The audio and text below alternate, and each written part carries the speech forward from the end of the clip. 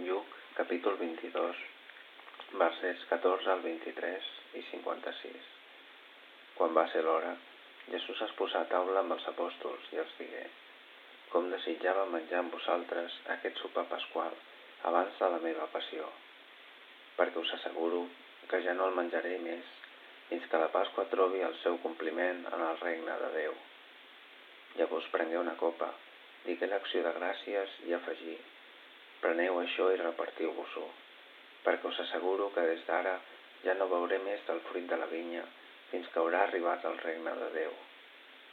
Després prengué el pa, digué l'acció de gràcies, el partí i el donà tot dient: això és el meu cos, entregat per vosaltres. Feu això que és el meu memorial.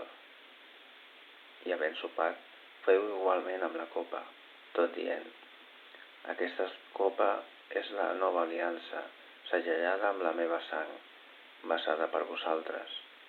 Però sapigueu que la mà del qui em traeix és a prop meu en aquesta taula. El Fill de l'home fa el seu camí, com havia estat fixat per endavant, però ai de l'home que el traeix. Llavors començaren a preguntar-se l'un a l'altre quin d'ells seria capaç de fer una cosa així. Després hi hagué entre ells una discussió sobre quin havia de ser tingut pel més important.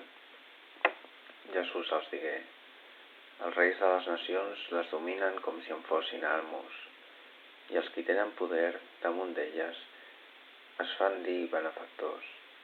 Però vosaltres no heu de ser pas així. El més important entre vosaltres ha d'ocupar el lloc del més jove, i el qui mana el lloc del qui serveix.